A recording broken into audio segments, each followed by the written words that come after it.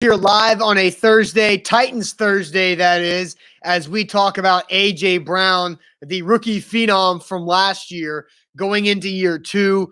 He actually talked with the media over Zoom yesterday, so we've got some audio to play for you there from that chat with A.J. Brown. And A.J. Brown said a lot of big-time things. The sky's the limit for him, in his opinion, and what that means. What are your expectations for A.J. Brown in year two? We'll ask you guys that. I've brought out the calculator this morning. I did some stat work to kind of find expectations for A.J. Brown in year two with Ryan Tannehill for a full season. So we'll get that and get your answers in there. Jared says, yes, Titans Thursday, favorite day of the week. Thursday is great too because got the Magic Bucket, and I got a new sticker for the Magic Bucket as well. And we've got the best and worst segment today, presented by Tucker Agency, the best and worst of A.J. Brown. Might have to work a little hard to find the worst thing about A.J. Brown. But, Zach, welcome in. Happy Thursday. Talking about your favorite player today in the NFL. Is A.J. Brown your favorite player in the NFL? Or is it Tom Brady now? Well, so it's tough because Tom Brady. It's tough because I loved Gronk for so long, but he was on the Patriots, and I didn't really care about the Patriots. But now he's on the Tampa Bay Buccaneers. But now you get the old regime of Brady and Gronk, and you don't know how that's going to hold up. But yeah, overall, I will say one of the coolest moments I've had in a career, and maybe just as a sports fan, was when the draft was in Nashville. I thought the Titans should and would draft A.J. Brown, and then standing literally like 3 feet away from the stage, and A.J. Brown's name is called in a crowd as we were getting coverage and stuff. That was awesome. I mean, that was like a out-of-body experience. Like, this is completely awesome. And I wasn't supposed to be in the pit, but no. I don't. Sure, right. I don't ask about rules. I don't even ask for forgiveness. I just do them until I get a cease and desist or a please, sir, don't do that. But you're not supposed to be here. Yeah, and again, that's a personality trait. But for A.J. Brown, yeah, I think he is, and because I think he's dynamic. I thought, look, if I would have told you he was going to do what he did in his rookie season, I would be lying if I knew that was going to happen. But I thought he was going to burst onto the scene in this league. It's pretty unbelievable. We got a lot to get into about A.J. Brown. So plenty of time to talk about that, and also plenty of time for you guys to share the show. Bottom right corner of your screen, if you're watching on Periscope/Twitter, you'll see those 3 little dots. Tap that bad boy and retweet the broadcast for us. That would help us out a great, great deal. We need to pop up your Twitter followers timeline. How that works is you guys retweet the show. Facebook, what's going on, Facebookers? We welcome you guys in. More people will pile in over the next 5 to 10 minutes. And as you do, please share the broadcast. Bottom left-hand corner of your screen. Share now to public on this Titans Thursday. Sharing is caring, as we say. And we got to pop up in your Facebook friends newsfeed. So please share the show around. YouTube, what's going on, guys? We welcome you guys in. Twitch, my gamers.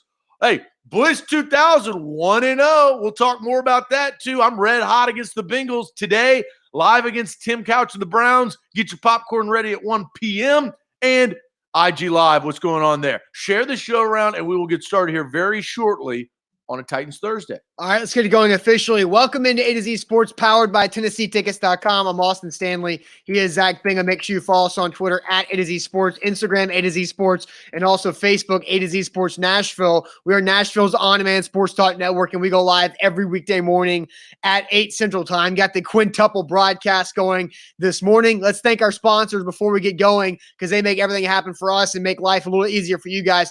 TennesseeTickets.com. The promo code is Titans20, Titans20 for $20 off your Titans ticket purchases at TennesseeTickets.com. It's the safest place to go buy tickets because you will get a full refund of your money if games are canceled, unlike StubHub and the other websites. TennesseeTickets.com. Renters Warehouse, the professional landlords in the Nashville area. RentersWarehouse.com is where to go to find out how much your home can rent for. Mandu, the Pulse of Fitness, 1 15-minute workout, simulates 5+ hours in the weight room. Full body electronic muscle stimulation. The science is real. The results are real. And it's perfectly safe for the coronavirus pandemic. It's by appointment, the safest fitness program you could possibly find right now. Your gym's probably still closed. Mandu.com, your first workout is free. The Tucker Agency, Nashville's independent insurance agency, giving you relief by saving you an average of 20% on your personal insurance. TuckerTN.com for their website, and Calvin and Subtle, hardwood floor and finishings right there. If you need new floors, calvinandsettle.com. Check them out, servicing the Middle Tennessee area and making sure they stay safe and keep your home safe during these times as well. So, Zach, A.J. Brown talked to us on Zoom. Got a comment earlier from Frank asking why we weren't on the Zoom. Well, I was on the Zoom.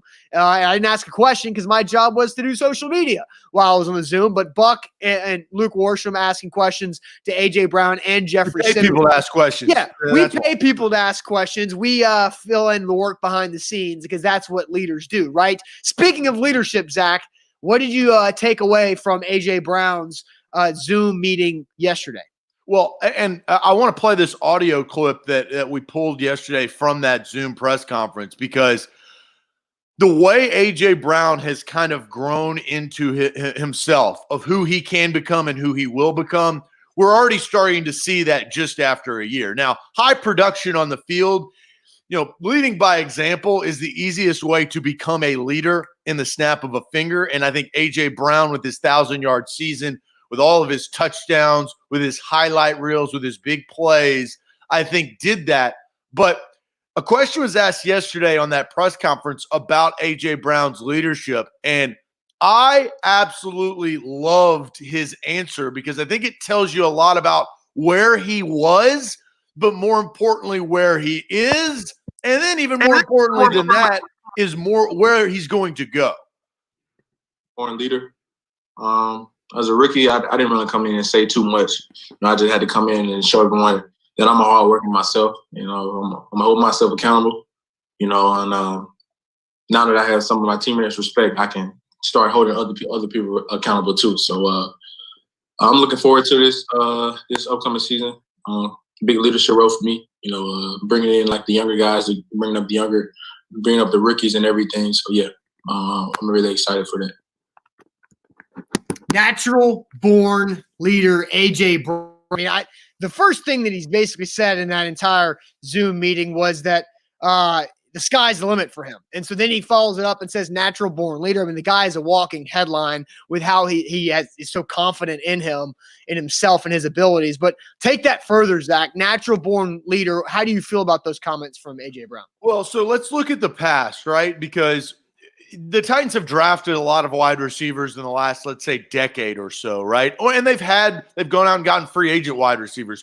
When you talk about leadership, here you go, Austin, quick pop quiz. What's the first, when I say leadership wide receiver, who's the first Titan that comes to mind? Go. Wide receiver leader? Yes, boom, go. First one that pops to mind. Stop thinking about it. Probably Derek Mason. So you've got to go all the way back to Derek Mason, of the first guy that pops in your head that is a natural born leader or a leader for the Tennessee Titans as a wide receiver. That is sad. When was the last time? No. That was the first one that popped in your head. That's why I did that entire thing. Yeah. The first one that popped in my head was Nate Washington. Look, there are leaders since then, but that tells you something, right? That shows you that there was not a leader in the wide receiver room that just pops off the scene for a Titan analyst and a guy who covers the team like yourself or fans. So I think that is a big thing and a big sign of what is still to come from A.J. Brown. And there's no better way to start your leadership than coming off of a rookie season that broke so many franchise records. Yeah, and Tribe Called Quest and Joey both mentioned Nate Washington, and I feel bad by forgetting about Nate Washington. But that was a part of the exercise, right? Yeah. I went quick because of that. You may have not gotten the right answer or the correct answer, or whatever, but it was the fact that you've covered this team, you know this franchise, and there was not one guy that stood out except for one guy that happened 20 years ago. True. G-Man on Base asks, is it easier to be a rookie leader when you come from a winning program in college opposed to a losing college program? Because A.J. Brown came from Ole Miss. How do you think his career at Ole Miss impacted his ability to come in and have an impact day one as a leader for the Titans. Well, he didn't come from a winning program. That's what he's saying. That's what he's saying. No, he's saying not coming from a winning.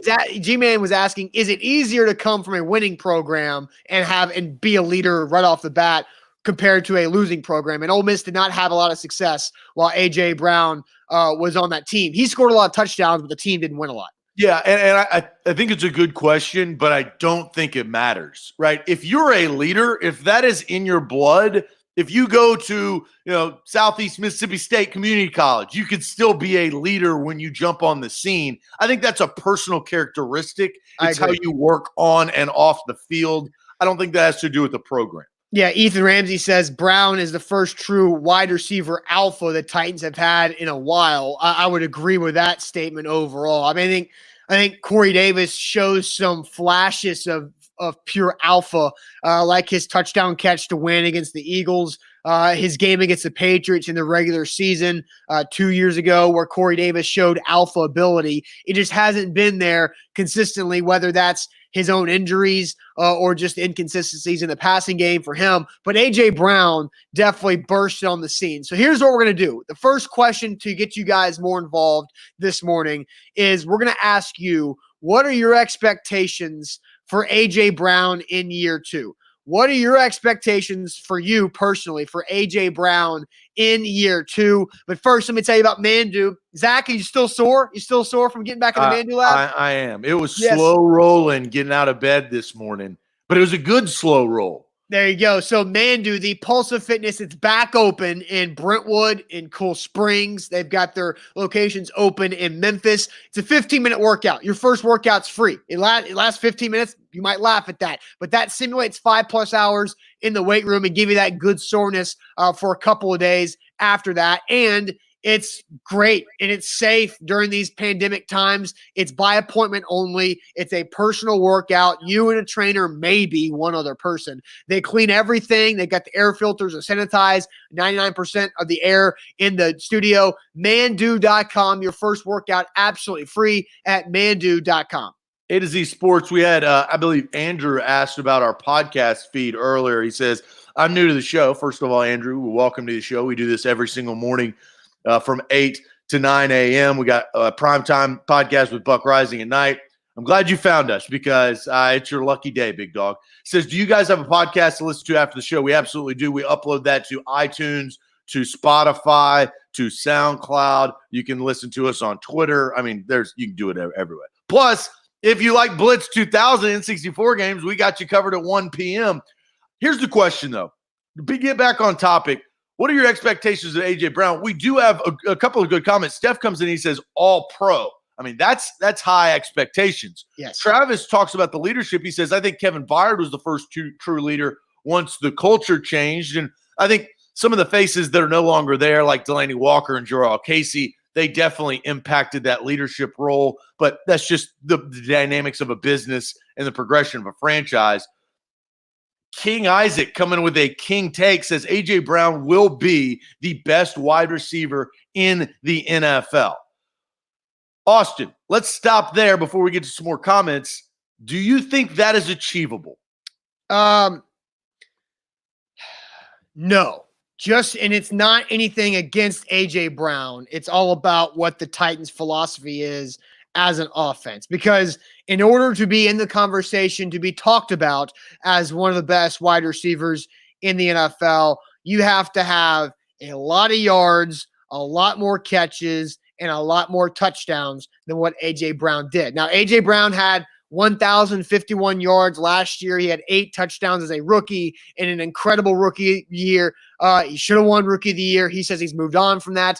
But A.J. Brown, it'll have to take a complete transformation of the Titans offense over the next few years for A.J. Brown to get in the same conversation as Julio Jones or DeAndre Hopkins now with Arizona and some of those other Michael Thomas in New Orleans, some of those other big names of wide receivers, because the Titans just don't pass the ball as often.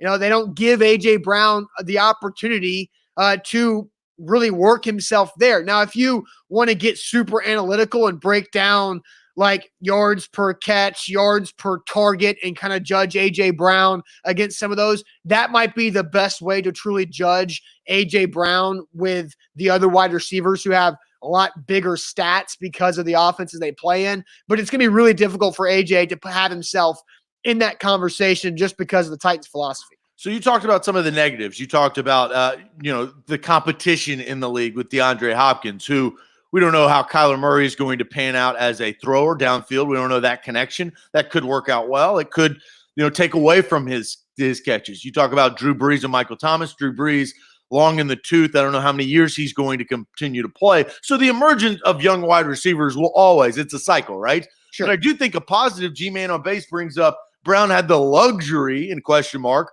of having Ryan Tannehill half the season who throws downfield where Marcus Mariota did not. Mariota and A.J. Brown's connection, two things ring to mind when Mariota was playing. First, Brown's game when he had that big wide receiver and everybody was like, oh, wow, rookie A.J. Brown, what a catch. And then obviously in the ATL in Mercedes-Benz Stadium, A.J. Brown broke out, opened up the safe twice. And I think that was another breakout, but those weren't dime passes like in Oakland. Those were yak, right? The A.J. Brown did most of the work where I think moving forward, Ryan Tannehill, he's going to be on this team for at least 3 years. He's got $90 million tied up in him. I think A.J. Brown's got 3 more years on his contract too. So those are kind of tied together, guaranteed money. Right? So that's what it's going to be.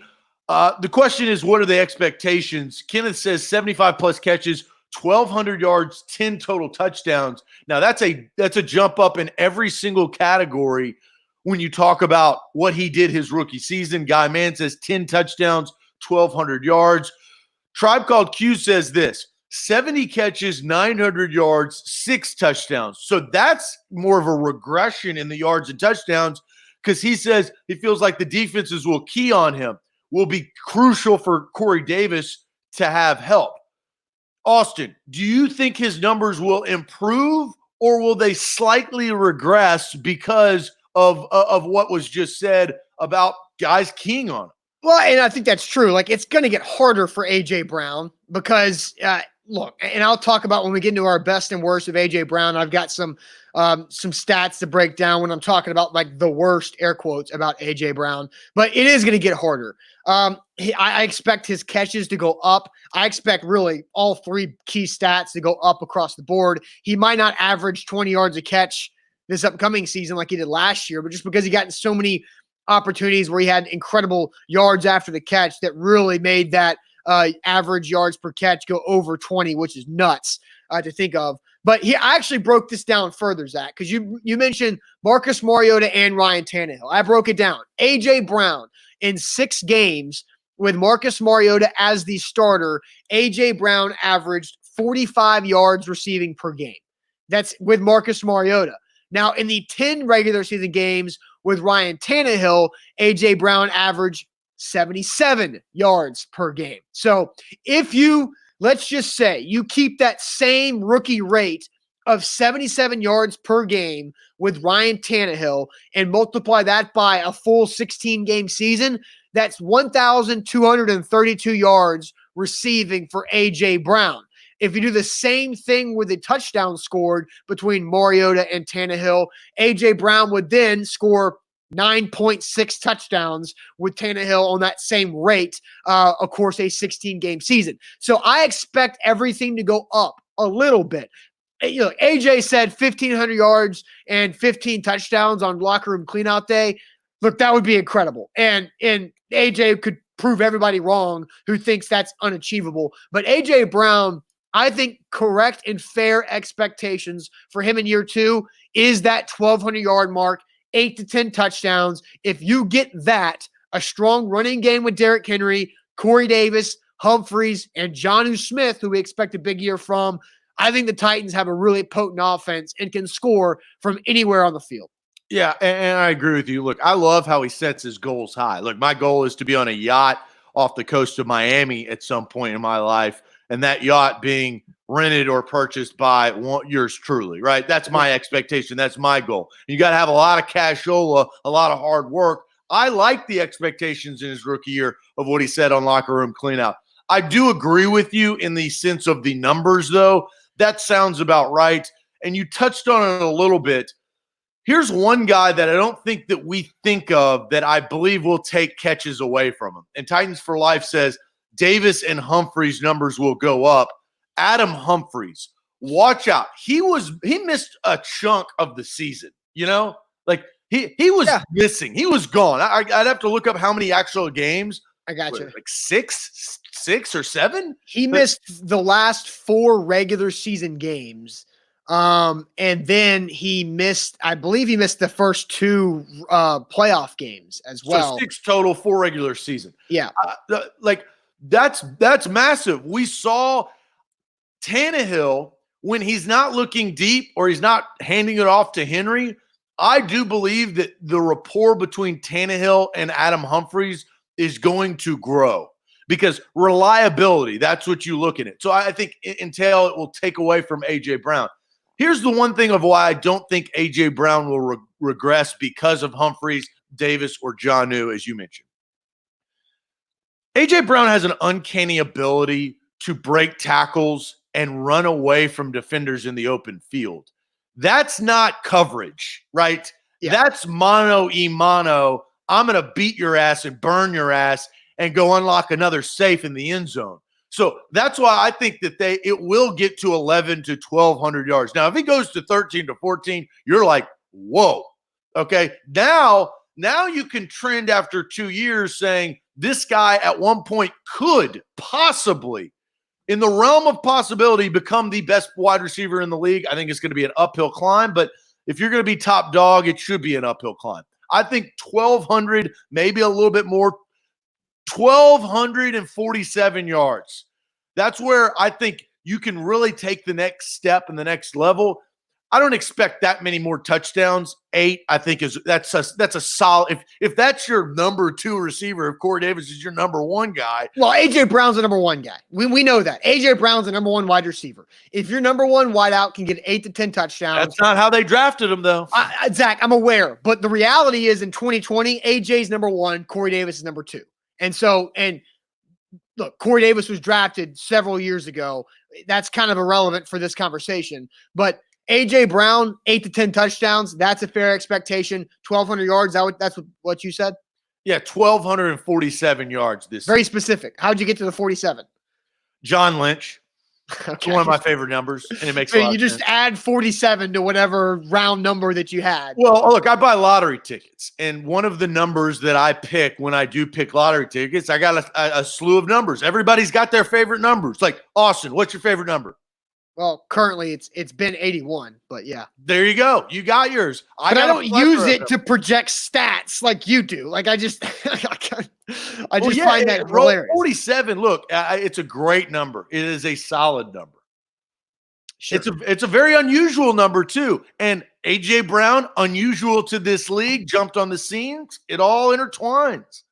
Yes, A.J. Brown, Ricochet Ray says A.J. Brown would be the best wide receiver in the AFC South. I feel like there you go, right? I feel like that's an expectation. So what are your expectations for A.J. Brown in year 2? Let's read some more comments. Eddie says A.J. Brown under 1,000 yards, only 7 touchdowns. So he expects a slight regression there. That's still not bad numbers. 7 touchdowns. Well, and it's about Corey Davis can't even get half of that.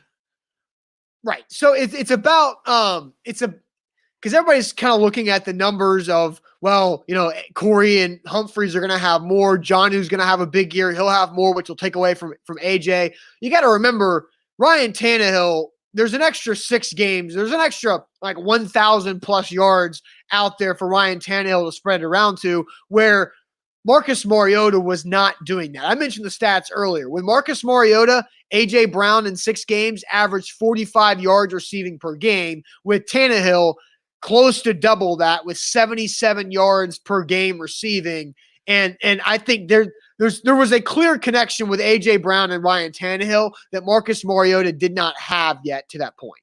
Who did Mariota connect with? Delaney Walker. And Delaney Walker really hadn't played in 2 years. Yeah. Isn't that a problem, right? And Mariota, the problem with Mariota, which I think the Raiders are idiots for giving him the amount of money to be a backup quarterback as they did. But Mariota's issue was he would have games, and I'll just give an example of this past year. He'd have games like the Jags game in Jacksonville on Thursday night, the first half of Denver, where he would be so atrocious and the offense would stop. It'd be like it was in quicksand, right? He wasn't that way all the time, but he would have those periods within the game that would give you nothing. And Brett Kern was getting all the spotlight, and that's not ideal for an NFL football team. Sure. Ryan Tannehill wasn't like that.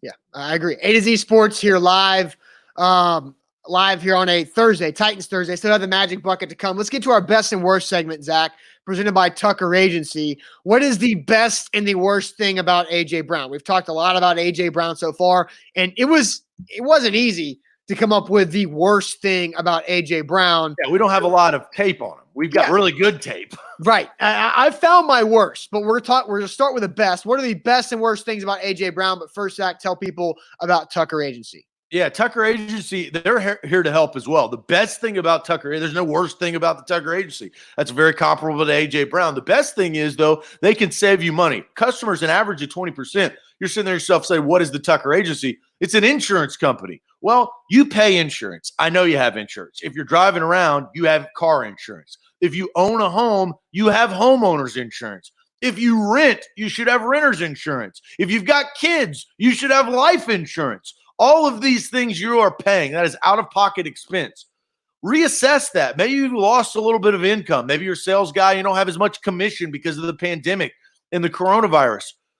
Retool, reschedule what you have in your umbrella of your insurance policies and email the head of the Tucker Agency. That's Will Tucker. Will@tuckertn.com. Will@tuckertn.com.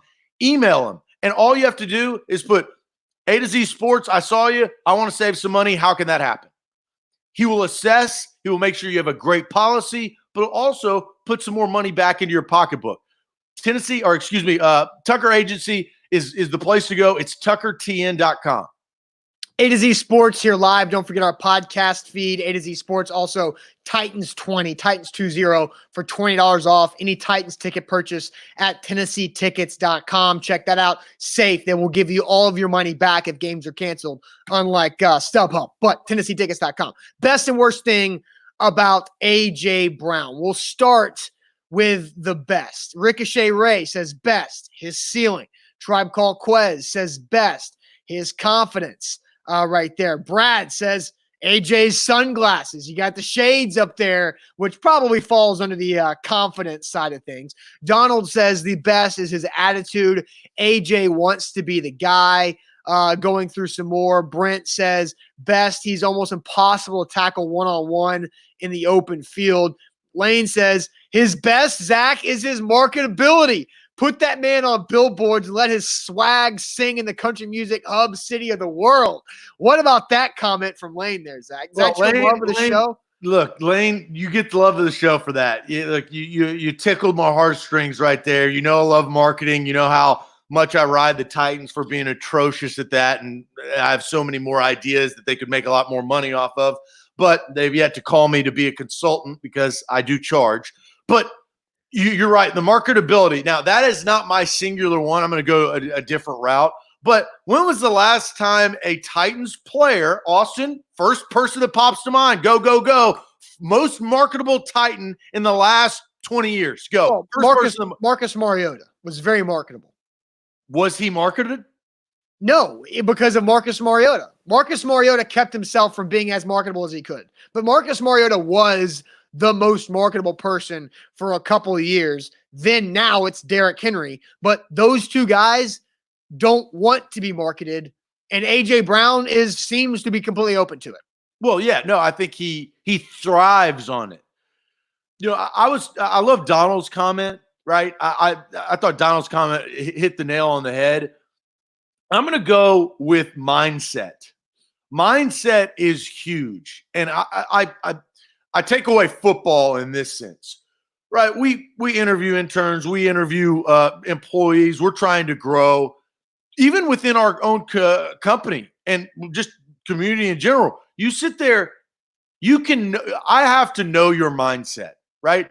Are you willing to work hard? Are you willing to set aside some of the other things in your life to get the job done? Do you want to be better? How are you going to do that? Can you listen? Can you lead? Can you produce when when it gets hard, right? When the coronavirus hits, what are you going to do? AJ Brown, everything that he has done to this point since he got drafted on that stage in Nashville has told me he has checked all of those boxes. From what others have said about him, what his coaches have said about him, what he has shown on and off the field, he wants to get better. And that's massive. Not everybody wants that. God knows Kevin Dodd didn't have an ounce of what AJ Brown has in his veins. So the mindset, because as my favorite saying goes, you kill the head, the body will die. This is where it all starts. And AJ Brown has it up here. And that's why I think everything else kind of comes into place. I'm split when it comes to what's the best thing about AJ Brown, because I think there's two, and the mindset's kind of included in one of them. It's confidence and work ethic, because they go hand in hand, don't they? Like, AJ Brown has the confidence that he can achieve anything that he actually works for. And he also has the work ethic that helps him be more confident. And so, like, the work ethic that AJ Brown shows, I remember watching the first rookie minicamp practice when AJ Brown was there, and everybody wants to talk to AJ Brown in the media right after that first practice, right? And what happened? We had to sit there and wait for like 20 extra minutes as AJ Brown walked over, took his jersey off. You saw his helicopter landing pad back as he just hit the jugs machine for 20 minutes after practice, getting extra work in. And then he came and talked to us after that. So AJ Brown's work ethic, you can tell his work ethic, as yesterday he says he catches 1,000 balls a day, whether it's footballs from Logan Woodside or whether over under. Yeah, over 1,000 a day, whether it's the jugs machine, Logan Woodside's arm, or the tennis ball machine, which that makes your focus even stronger by going after the tennis balls like that. And then you can tell by his body composition of how hard he works in the weight room. But his confidence also breathes, because you see the shades, the chain, the swag, and you hear him say, I believe the sky's the limit for me, to be honest, because he knows what he can do because he's worked for it. So I think overall, the best thing about AJ Brown and what separates him from other Titans receivers in recent history is his work ethic. Because the guys that couldn't make it with the Titans, DGB, Justin Hunter, Kenny Britt, they all had a lot of talent. Kendall Wright, a ton of talent. They didn't have the work ethic to actually make that production on the field consistent. Yeah, and I want to read a comment, because we talked about him becoming the best wide receiver in the league, in the NFL. Brent brings up, says, AJ Brown has the ability to be the best wide receiver in Titans franchise history. That absolutely achievable. He's already on that path, that trajectory. And I just, God, if I worked for the Titans, I was the head of marketing, this guy would already be a superstar. He'd be plastered. You'd be making millions. There'd be AJ Brown t-shirts, swag, because as you said, Austin, some guys don't want that. I don't know if Tannehill or Derrick Henry actually want to be marketed in the way that they can be marketed. But as we know, AJ Brown wants to. Give the man what he wants and put him into the next echelon, right? I think the Falcons did a great job with Julio Jones, right? Julio Jones's production on the field helps that quite a bit, but the surrounding pieces, Odell Beckham Jr. comes to mind, right? AJ Brown is a gift that John Robinson gave the Tennessee Titans, right? Sure. And so far, he has been unbelievable, and I expect nothing less moving forward. This is a guy who the Titans fans are already and could continue to be excited about. And I do think when you bring up that we don't know if Ryan Tannehill wants to be marketed, I think the quarterback position is something that you have to be very conscious about how you handle that when it comes to marketing them, because they have to be the person to take the blame when the team doesn't play well. They have to be the guy who tells how great his teammates are whenever they succeed. So the quarterback is kind of tied with the head coach and how they can be marketed, where the wide receiver, it's flash, baby. It's everything you got. It's go out there and market them like they're the biggest show in the city. And that's kind of what A.J. Brown is. And because it's really rarely have I ever seen a game end where the team loses and be like, that's the wide receiver's fault. Like that never happens. Like the wide receiver never loses the game outside of Drew Bennett dropping that pass in the playoffs in New England. Or Wes Welker in the Super Bowl. Right. Like rarely does that happen because there's so many other that Nick Williams, Steph Down brings up. Perfect. Nick Williams. That's one of them. Right. But there's so many other ways that a game is lost besides a wide receiver. It's rare when a wide receiver gets the blame for the loss. So it's easier to say, look at this guy, A.J. Brown, and how amazing he is, because he really is amazing. Yeah, no, it truly is. And I agree with you, but and there are good and bad examples of that, right? Like I'll give you a bad example. Cam Newton is very marketable, right? Chest out. Where did that land him? He doesn't have a job. Yeah, it's a double-edged sword. It's great when it's great. It's great when you're winning. Cam Newton was the hottest guy in the NFL in 2015 when he won the MVP. And the Panthers went 15-1. And then he didn't dive on a fumble in the Super Bowl and backed away from it. And since then, it's been downhill and negative about Cam ever since. But also on the upper echelon so far of this league and the young superstars, Patrick Mahomes has been marketed outstanding, right? I mean, they've marketed him the right way. He's a good human being, does all the right thing. Lamar Jackson last year in Cincinnati, when he put on those badass Oakley visor sunglasses, marketed, right? Correct. That's the kind of stuff I'm talking about, to take advantage, because let's face it, Mariota didn't want to be marketed, so they didn't do it. Derrick Henry doesn't really want to be marketed, so they don't do it. Jake Locker and Vince Young, they couldn't be marketed because they were trash. And I'll say this. I think there's an age aspect in this as well. Derrick Henry's young, but Derrick Henry came from Alabama, where what Alabama player is being marketed in the NFL right now? There's not a lot of them. Like Minka Fitzpatrick was. Right, but that's one. He's an outlier, and he plays wide receiver, which we've talked about the position as a whole. So Derrick Henry came up through the Alabama process as a quieter team-first guy, which is what that program breeds. Then you look at Tannehill and the older generation. Tannehill is only like 7 years older than A.J. Brown and Pat Mahomes and these guys, but that's a big 7-year gap where technology has changed. All the younger guys, Mahomes, Lamar Jackson, A.J. Brown, the rookies now, they grew up with the eyes on them on social media with streaming video all over the place. So they're used to that. They're used to that attention, where when Tannehill grew up, it was still – work on being the best you. I'm a team player. I'll do whatever it takes to help the team win. Neither are wrong. They're just different. Well, and for Ryan Tannehill, look at his career, right? He's learned a lot of lessons in Miami. He was the man in Miami at one point, and then all of a sudden you tear your knees a couple of times and your ass gets traded, right? You signed a $100 million contract already, and then that didn't work out. So I think that whenever you get burned, right? It's like you're a kid and you touch the oven. Hoo, ha! That you just burned your hand. You're probably not going to go. You're going to be more careful and more cognizant when you pull that apple pie out of the oven again, right? I mean that's just. I think it's understandable in that fashion. Mm-hmm. A to Z Sports here live. We have not gotten to the worst thing about A.J. Brown yet. I worked and I figured it out.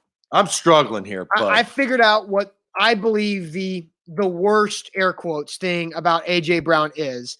Before I get to that, let me tell you about Renters Warehouse. RentersWarehouse.com is where to go to find out how much your home can rent for. They are Nashville's professional landlords. They got you. There's several ways you can use Renters Warehouse to your benefit during these tough times. If you own Airbnbs, you're struggling without travel, you can rent that out temporarily. There's no binding contracts with Renters Warehouse, so you can have somebody rent it out for 3 to 4 months, wait for tourists to get back, and then go back to making your Airbnb money. Or when you sell your house, or when you move out, you don't have to sell your house. Keep that equity that you're building in your home. Renters Warehouse does all the work. RentersWarehouse.com. A to Z Sports, we were asked about a podcast feed. Well, we've got that. We've got you covered, and we're expanding that over the next several weeks, getting more information about that. Plus, Don't forget, if you are a Titans fan, we started this thing yesterday. Full season of Bliss 2000, 1-0, 1 p.m. today. Week 2, Tim Couch and the Browns live at Adelphia Coliseum. Eddie McNair and the boys, we're going to be going live at 1 o'clock. Don't forget that. Titans Torch says the worst thing about A.J. Brown is there's not two of him. Which great comment there on IG Live. It's not an answer to the question. No, but it's a funny comment. So where are you? I need some help. So I was looking, and I had to go to like game logs for A.J. Brown to figure out what I think A.J. Brown needs to work on, because he was asked that yesterday on the Zoom. What do you need to work on in year 2? And his answer was just like everybody, everything. I need to work on getting off the ball faster. I need to work on my releases, getting out of my routes, everything, yada, yada, right? I think the one thing that he needs to work on is the ability to be an impact in every game. And I'm not saying he has to have 100 yards receiving in every game, but last year in the regular season, 7 games, A.J. Brown had under 35 receiving yards. 7 games out of 16. Now, 4 of these 7 were with Marcus Mariota. The Titans went 2-5 overall in those 7 games where A.J. Brown had under 35 yards receiving. So he kind of went MIA against some really good cornerbacks that he played. Now, you can talk about the Colts. They don't necessarily have a great cornerback, but he had a rough game against the Colts. Against the Jags in week 3, it was the ugliest game that the offense has ever played until week 6. And A.J. Boye really did a good job on A.J. Brown being physical. He did. You go the Bills with a really good defense. Tre'Davious White gave A.J. Brown a hard time. Against the Saints, he had that 49-yard rushing touchdown, but Lattimore did a really good job on A.J. Brown, and A.J. Brown has been vocal before about saying he's got to learn how to be productive and produce when he's going head-to-head with some of the best corners in the game. Because against the Falcons defense was trash. They played soft zone, which allowed A.J. Brown to eat, right? The Raiders, their defense was trash. That's why they drafted cornerbacks high in the draft, right? So that's where he had his biggest game. So he needs to be able to not go MIA against those big-time matchups. That's what he needs to work on. That's the worst thing about A.J. Brown is MIA in 7 regular season games.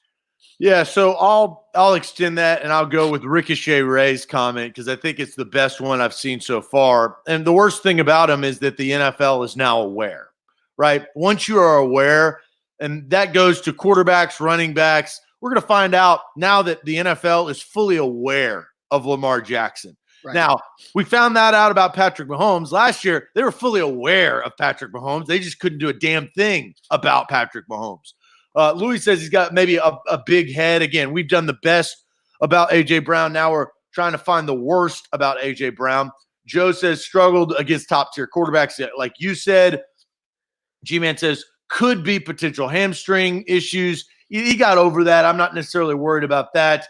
Second contract is going to be expensive from Brad. That's definitely true.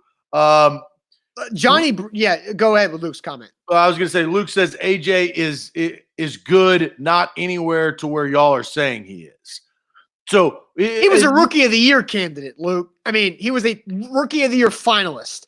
He probably should have won, but Kyler Murray had the number 1 pick and playing quarterback going. Politics. Yes, sure, but Luke, I mean, he is really good. I mean, top 1,000-yard receiving, 8 receiving touchdown, 1 rushing touchdown on a team that doesn't pass. That's incredible for a rookie. And Sean brings up something that we said was a positive but could turn into a negative. Sean says, and these are all possibilities. It's hard because you have to be fair to the individual. We've only seen him play for 1 year. He could have a sophomore slump, or he could be a sophomore superstar. We don't know. We're just judging him based on what he did when he entered the league. But Sean says the worst could be the possibility that he becomes a diva. And we know what diva wide receivers can do to a team and their career. And I'll say Owens, Ocho Cinco, Odell Beckham Jr., Jarvis Landry at times. Like, there are diva wide receivers in this league, and they've gotten themselves in trouble because they feel, and usually diva wide receivers, Austin, are outstanding, right? They're very, very good. They wouldn't be divas. You can't be bad. Like Ariana Grande and Mariah Carey can't be bad at singing and be a diva. It doesn't work like that.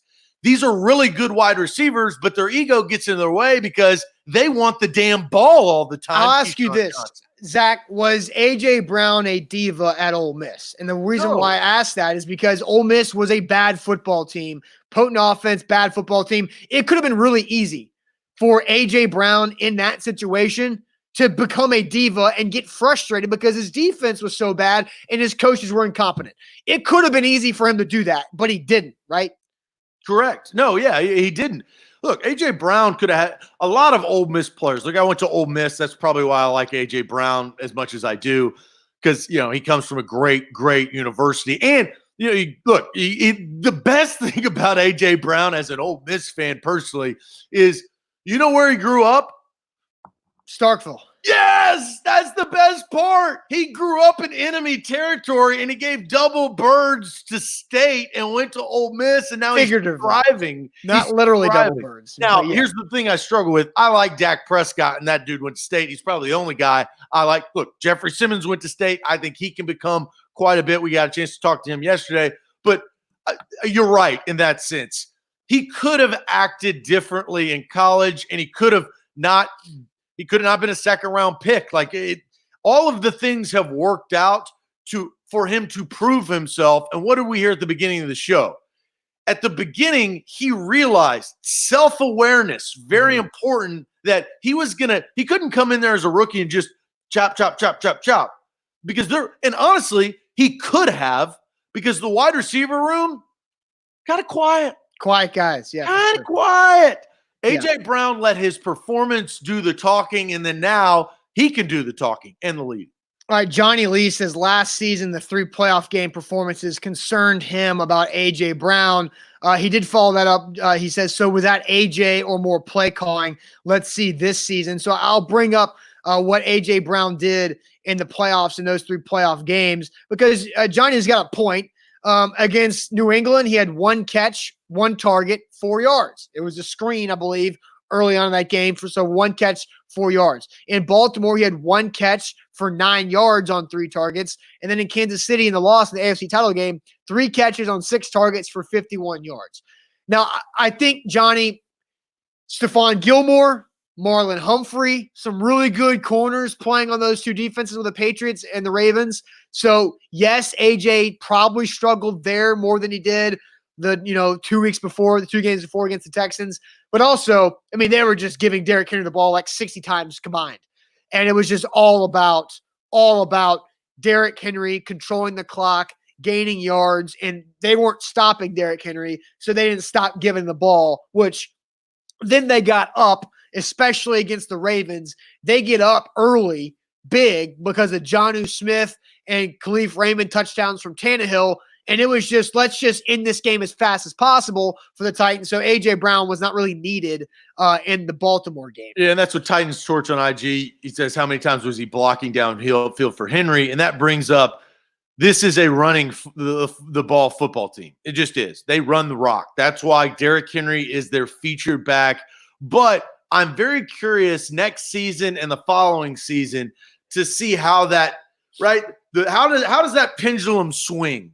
Because we know their bread and butter is running the football, but once you start getting, better production out of your wide receivers and tight ends, the last 2 seasons, as we've discussed, the end of Delanie Walker and what we know him as I would say a Pro Bowl tight end. No team's going to get that back. And that's not a knock at Delanie. That's just Father Time being undefeated.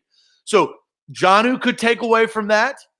Moving forward from the running game, A.J. Brown could take away from that. I think Adam Humphries and then Corey Davis going into a contract year. We've talked at length about Corey Davis. I believe this will be Corey Davis's last season as a Titan. Yeah, and Luke brings up Jamar Chase could be an option for the Titans in the first round next year. The Titans will draft a receiver higher next year. Which was a smart move to not take a wide receiver in the late rounds this year. Everybody's been saying, Corey, Jonnu, and Humphries are going to take away from AJ's production. Let's remember this. There were, if I add in Tajay Sharp, Delanie Walker, and Dion Lewis, That's like 600 yards of receiving that was not replaced. Like Darrington Evans will get some of that. So I'll say Dion Lewis, 160 yards receiving, that's replaced. Okay. So let's take away that. Tajay Sharp and Delaney Walker, that's 550 yards receiving that was not replaced. They got the same group of tight ends with Jonnu. They did not draft a receiver. They're expecting that really 300 plus yards for Tajay to be spread between everybody else. So there's some of that yards, some of those yards that AJ can pick up from last season. Yeah, no, absolutely. I agree. All right, A to Z Sports. Zach, it is Magic Bucket time. I've got a new sticker. New sticker for the Magic Bucket. It's going to go right here. I don't have a lot of extra spaces for the sticker. That's but the best part. It's filling up. Yeah, that it is means filling we're doing up. a good job. It's going to go right here. So the Magic Bucket's coming next. But first, Zach, tell people about Calvin and Subtle. Yeah, Calvin and Subtle is where you need to get your next hardwood floors. You've been in your house, probably stuck in your house for 2 months now. Maybe the kids, maybe the dogs have been wrecking your hardwood floors. Your wife has been saying, hey, I'd like to replace this carpet. Well, there's one place that you can go. That's Calvin and Subtle. CalvinandSubtle.com. They are trusted. And how it works, you give them a call, 615-448-6414. That's 615-448-6414. And here it is. You set an appointment 1 to 2 days. They come in, take the CDC precautions. They wear a mask and gloves, and they assess your situation. You want to replace your kitchen tiles. You want to replace the carpet in your bedroom or your stairs or your den, your dining room, your living room. You pick out your perfect hardwood floors, and they have them. It's that simple. And plus, you talk about cost effective. They got $30 per square foot and $1.99 per square foot. So they have all of the range. Pick out your perfect hardwood flooring. Installation 1 to 2 weeks. All right, A to Z Sports. Zach, it is Magic Bucket time here on the show. Stick around for the Magic Bucket, guys. My new sticker, Zach. This was the right time for this. This worked out perfectly because we just had something come to an end that was a big part of our lives for the last 5 weeks. And I got us an Air Jordan retro sticker. That sticker is badass. That's like Chicago in cursive sticker. That's gold chain Jordan. That's NBA dunk contest That's sticker. NBA Street 2 Jordan. If you remember, Austin, this is a throwback. Jordan with a little hair going on there too. So that's my sticker here. I used to have that sticker on the back of my MacBook. Do you remember that? Yeah, I forgot about that. And he was, instead of a ball, he was grasping the Apple sign on the back of a Mac computer. One of my favorite stickers of all time. I got replaced by A to Z Sports sticker. But, maybe I can bring that back because you can't see the back of my computer anymore. That's a thought. So the MJ sticker. I love that. On the bucket right there. I think it looks great right next to Kobe. Yeah, so we got Kobe and MJ making sweet plays. And then we've got LeBron traveling down the court. On the sticker. I'm gonna have to replace that sticker. All right, who am I pulling for first this week? You were pulling for me. Okay. All right. So here we go. Doesn't matter. We're still gonna have to go through hell. Ooh, Zach, what is the absolute worst name you could give your child? What is the worst name that you could give your child? Your future child. I have something that has already popped in my head, which is a terrible name. Yeah, I mean, realistic, not like a stupid name that you would never think of. Like ass hat, like that would not be. That's not going to make. Yeah, the first name that popped into my head would be Gertrude. Gertrude would be the worst name that I could name. What is Gertrude a woman? I believe that's a female name. Yes. Let's see. And I don't even know how famous Gertrudes. Let's go to the Gertrude. Gertrude is a female name given which derived from Germanic roots, so German, that means spear and strength. Trudy originally is so Trudy, that's where Trudy comes from. Yes, derived of Gertrude has development into the name. Spear and strength. That sounds like a Gertrude. Yeah, right. Like Gertrude is the German power lifter, and of course it means spear and strength. So it's a good question, right? Like I never really thought of that. And that if my, it's not like Molly or Chelsea or any like traditional name. It's, oh, do you want to hold Gertrude? Like would be Trudy Bingham is what it would be. Trudy. Trudy. So Trudy makes me think of, I don't know why. Trudy makes me think of the sister off of A League of Their Own. The like tomboy, like Trudy. Yeah, Trudy will go play catch. Trudy will run 10 miles. I haven't seen that movie in forever. Now Her name was Kit, I think. Yeah, well, Kit's a nickname. That comes, it's kind of like Trey for like the third. Kit's kind of works in somehow like that. But then the show that my wife and I are watching, Chicago PD right now, which is just chaos every episode. There is a true live on NBC network. I don't know why you're such like a snob about network TV. You just don't see it that often in today's age of like Hulu and Netflix. Because it's on Amazon. It's on Amazon. I know, but that you just don't hear about those shows a lot. That's you watch Survivor. So what? How can you be a snob about network TV when you watch Survivor? Because it's my only network of choice, right? Like most, like you've talked about this at length multiple times over the last several years, is you and your wife are network TV people, and that's fine. We find it via Netflix or Amazon or something. And the best thing about, I've already said, the best thing about Chicago PD is because I'm awful. I'm getting old and I fall asleep at 9 o'clock watching TV every night. And the best thing about Chicago PD is that I don't miss anything, because the next episode, it doesn't matter really what happened the episode previously. So I just pick it up like I've watched the whole thing. I never miss it all. So that's okay. So your magic bucket, you think the worst thing you could name your daughter is Gertrude Bingham? Yes, that makes no sense. It sounds awful. Trudy Bingham. Okay, now for me, the magic bucket. You spoke whale, haven't you? I have not. I've never heard that. Okay, so I thought we had done this. Maybe that was just me. So this is from my wife. Speak whale Dory style. You've already done this. I've already done that. Yeah, that's what I thought. So, okay. I couldn't remember if I have or not. All right. What about you did this, and this is perfect for today because I haven't gotten this yet, and I didn't answer it. You had a weird answer. Which body part do you wish you could detach and why? What did I say? You said your toenails. Toenails. Yeah, that's right. I don't need the toenails. Don't need them. I cannot stand my nose, not because of anything of how it looks, just because of how it makes me feel. I hate my nose because of my seasonal allergies. And I wish every April and May, I could just detach my nose and throw it over here and just wait for the pollen and everything to bloom and then put my nose back on and be good, because I cannot stand what's happening with me. It's gotten so bad. I'm going to my doctor today to find a better way, maybe a new prescription to fix my seasonal allergies, because it's freaking awful. Well, and Steph brings up the problem is yes, that may correct this, but Steph says you're going to look like Voldemort or the first he who should not be named, yeah. or you'll look like the first one that came to mind is if you've ever seen the sequel of Silence of the Lambs, which I believe is Hannibal. There's this guy in a wheelchair, and he is like grotesquely scary.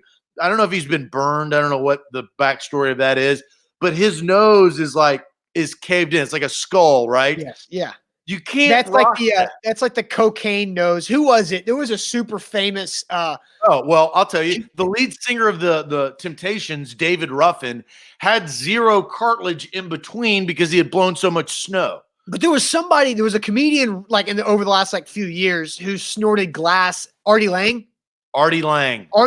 He snorted glass in the cocaine or something, and his nose just collapsed. I don't want to do that. I just want to get rid of my seasonal allergies. Well, it's a give and take, I don't care. At this point, I don't care if I'm going to look like Voldemort or not. I just don't want to sneeze. And I've had shows or my nose has gotten stopped up mid-show and I can't talk or breathe.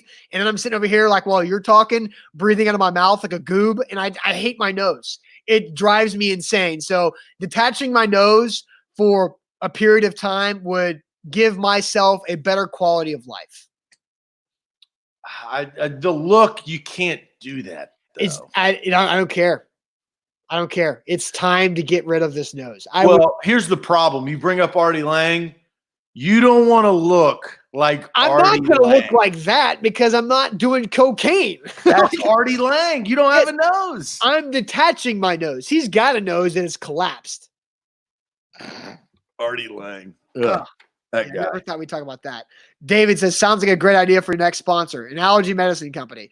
Well, it depends if I can find something that works, then yes. That's big pharma. That's big money. Yeah, I'm in on that. But I've gone through Claritin, Zyrtec, Allegra. I've been doing Zysol for the last year. Now Zysol's not working. So I gotta, I don't know what else I have left to try. Isn't it funny? And this kind of gets on big pharma. And bye-bye to IG. Thank you for watching. But you never hear, you talk about big pharma, you never, like Viagra never advertises. Have you noticed that? I feel like they just don't need to. They need no advertising. It's just, they are understood. Yeah, they do. There's Where? On like males, like ESPN. You never see, you see Cialis. You see never Viagra. see Viagra. You don't see it as, you see Cialis a lot more, but you definitely. I can't name a Viagra commercial. It's because you probably haven't been watching Sports Center for a while. I watch sports all the time. Like I watch There's no classic sports games right now. I mean, but like, and plus, like right now, it's very difficult to name me and this is to anybody. Name you a Viagra commercial. You mean tell you the plot line of the? Yeah. I don't know a Viagra commercial plot. I mean, and David's right though. They advertised a lot at first. Mark Martin, the Viagra 6 car. I remember that in NASCAR. I don't watch NASCAR, but he's right. Then they became mainstream. They never. Elo says Zach will be in bed by 7 p.m. The problem is my ass falls asleep on the couch while I'm trying to watch shows. I'm the same way. I have a problem. No. Maybe this is something. This is shade on myself on a Thursday. I have a problem, Austin. Maybe it's because we wake up early and we work all day. I don't know. But I cannot keep my eyes open to save my life and watch television. Yeah, because you know how I got the jumpy knee thing going on? Whenever that happens, I have to move to like the love seat to spread out. And there's this one position I get on the love seat where it's just whenever I rotate to that position, I'm done. I'm cashed. It's over. Good night, me. It's it. I don't know. And look, no amount of pharma is going to help me there because you don't want to get jacked up. You don't want to drink caffeine because you need to go to sleep, right? But I would like to watch these shows that I'm trying to watch. That's why Chicago PD is such a great fit because it doesn't matter. That's same company. Dick Wolf, executive producer of all those shows. But they have crossover episodes and stuff. It's ridiculous. You think it's got to be an age thing, right? Now, on the weekends, like if I'm like out and about or playing cards or drinking some beer or something, I don't fall asleep. But on a Wednesday night when I'm trying to watch Sopranos, I got nothing. Yep, same. And then the problem with me is I fall asleep for like 2 hours. I wake up at 11:30, and then I'm like awake for like another hour, and then I go to bed at like 1. It's just then I'm all messed up. Oh no, I'll wake up and I go immediately back to sleep. I don't have that problem. I can't. I'm getting into I'm 32 and I'm starting to get weeknight no fun. Right? I got weeknight no fun syndrome. Well, there's nothing for you to do right now. Yeah, but I should not be going to sleep at like, as he said, 7 o'clock. It's probably a hard 8:15 if I sit down. I can't keep my eyes open. We had an early dinner. I don't have any kids either. We had an early dinner last night, and we ate at like 6:30, and I dozed off at 7:15. It was that bad. What?